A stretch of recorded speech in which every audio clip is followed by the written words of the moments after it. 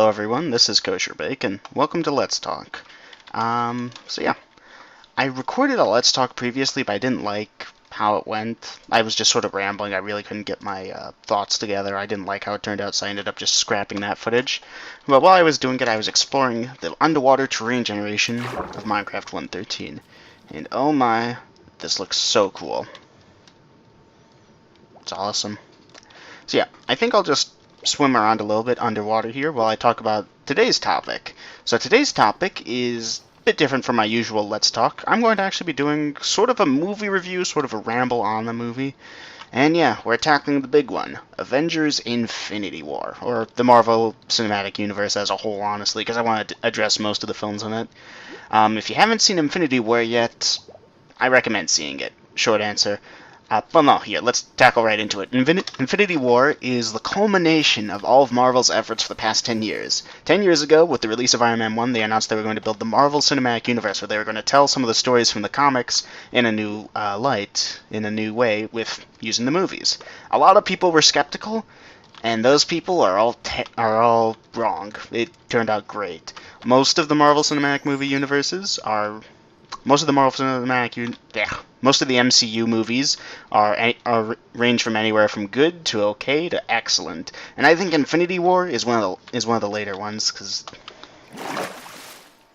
some glitchy water over there. Yeah, look at this. Fix your game, Mojang.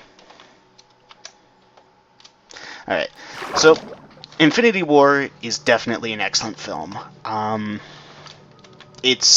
It's amazing, honestly. It tells the story of Thanos, the purple geologist who has a real big problem with overpopulation, and his quest to try and solve the issue of overpopulation in the universe by murdering half of everyone on every planet. Genocide on a scale never before seen. And it talks about the various Avengers, the Avengers, the Guardians of the Galaxy, everyone from every one of Marvel's movies in the past 10 years, trying to team up together to stop him. I'm going to try and do a quick non-spoiler review, so I'm not going to get too deep into the details of it, but overall it's a fantastic film.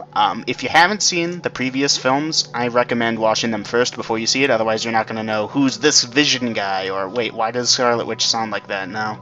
Although they never did explain what happened to her accent. Got that cool Minecraft 1.13 music going. Awesome. But it is going to overpower my voice, so we're going to lower that a little. So yeah, I recommend go check it out. Good luck avoiding the spoilers for this long, though. Odds are you've already seen it, and you want to hear more about it, so let's talk a little bit more about it. Spoiler warning ahead. Spoilers ahead, folks. You've been warned. Yay. So, right off the bat, what was my favorite part about the movie? That was amazing. I felt like, when I walked out of that theater, I thought that it was... I felt like I must have felt like people who had watched Star Wars Episode 5, the Empire Strikes Back. Like, just mind blown. Marvel went there? They did that? It's amazing. So yeah, definitely love the fact that they did that they left the story open. Another thing I really love is what they did with Thanos. They could have gone the very stupid route that they've done before, where the evil guy is evil because he's evil. Evil, evil, evil. Who here knows the name of the villain from Thor 2, The Dark World? Oh wait, odds are you don't. What was his plan? What was he trying to do? Why was he trying to do that? No one really knows, and no one really cares, and it doesn't matter because Thor stopped him in one movie. Thanos is different than that. Right off the bat, Thanos gets more screen time than any MCU villain in previous films, because unlike previous MCU villains where they focused more on the hero, like Captain America, Iron Man, Thor, or, well, Hulk that one time that we don't talk about, this one focuses on Thanos. It doesn't really spend too much time on the heroes because they've already more or less been developed, which is great. You know, the MCU deliberately planned it out so that the heroes would get their time to shine, and now it's Thanos' time. The reason that sparked this, by the way, I recently got an opportunity to rewatch it again. I watched it once in theaters and just sort of been playing it over in my head this whole time through.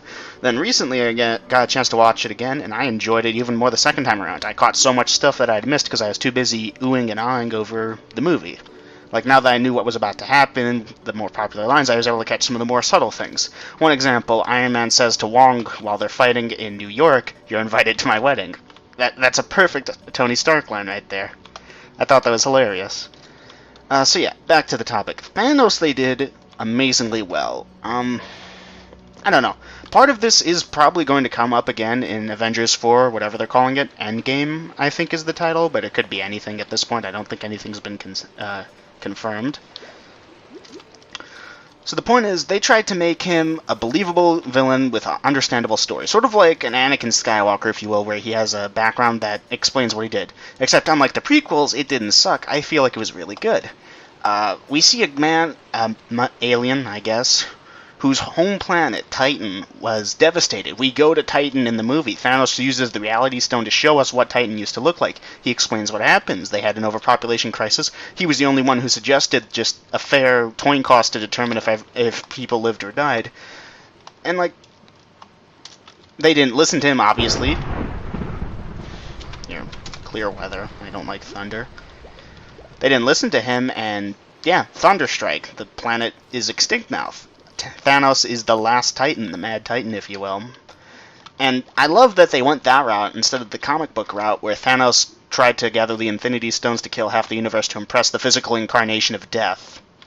Which, yeah, no, the comics are weird. I love that they're using them for ideas and plot lines, but I also love that they're taking creative liberty to make more believable villains. Because at the end of the day, Thanos doesn't think himself the villain. Very few MCU villains will think that they're the villain, but unlike other ones, he's understandable to a point. Like, you can understand the logic behind it, even if it's horrible. So he sees himself as the tragic hero who is trying to do good for the world, and these pesky Avengers, they're getting in the way. They're the problem, not him.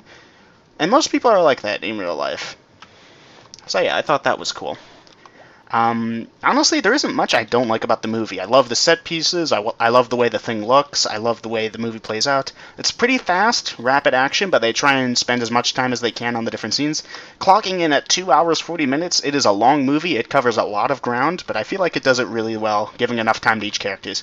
We still get funny taglines for, like, Guardians of the Galaxy, Why is Gamora, or that scene with Drax being invisible was hilarious. And you might think, this movie is 2 hours, 40 minutes long. It doesn't have time for that. But it set time for that, and I think that's important. It took itself seriously when it needed to, but it also had time for levity and cool moments, and that was really good. It really felt a bit like a mishmash of the various styles they've been going. You had the goofiness of the Guardians, you had the dead seriousness of, well, not Thor Ragnarok. Thor Ragnarok was pretty goofy considering what happened, the events of Thor Ragnarok. I like that they showed Thor actually almost like breaking down, crying over losing basically everything. His friend, his father, his mother, his sister, his brother. Yeah. Speaking of Loki, let's talk about Loki for a little bit. I love that I loved watching Loki's character arc throughout the past 10 years. He goes from being the primary antagonist, being a villain, to being more of an anti-hero, to eventually redeeming himself and trying to kill Thanos, even knowing the futility of it when he could have easily done as he was saying and pledged fidelity to Thanos. I love that he tried to stab Thanos even though it ended up getting him killed.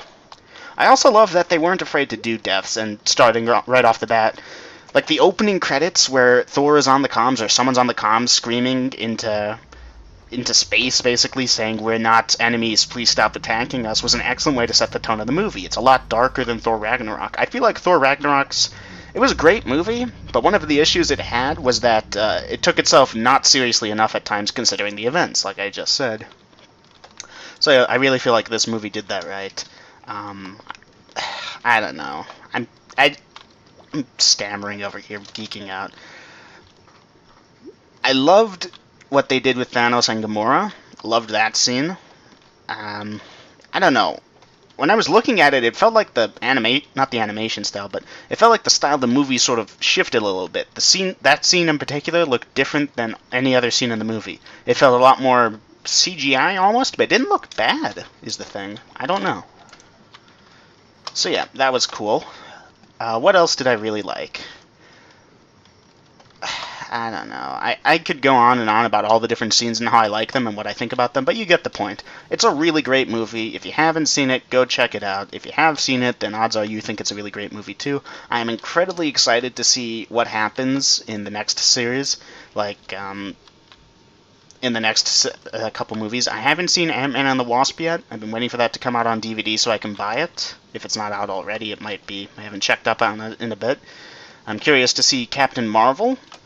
And yeah, overall, I enjoyed it. I hope that if you've seen it, you did too, and if for some reason you're still listening to me and I've spoiled everything for you and you haven't seen it, I still recommend go checking it out. Like, it's a masterpiece, that film. Like I said before, I felt when watching it, when walking out of the theater, I felt like I had just witnessed the, oh hey Dolphin. I felt like I had just witnessed the ending to Empire Strikes Back for the first time. My mind was blown. I was... bravo. Anyways, so that's my thoughts on it. What are your thoughts? Let me know in the comments below, and I'll see you again next time. Take care. Bye-bye.